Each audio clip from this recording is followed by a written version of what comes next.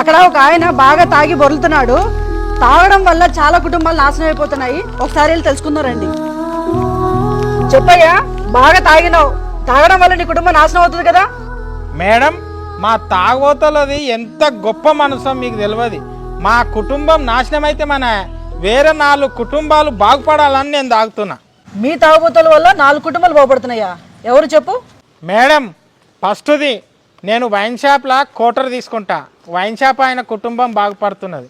రెండవది glass water తీసుకుంటా, వాళ్ళ కుటుంబం బాగుపడుతున్నది.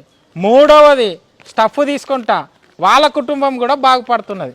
మరి నాలుగోది ఏంటిది? నాలుగవది నా తాగుడు అయిపోయినాక ఈ గిలాసు కింద పడేస్తా, ఆ గ్లాస్ ఏరుకున్న వాళ్ళ కుటుంబం బాగుపడుతున్నది.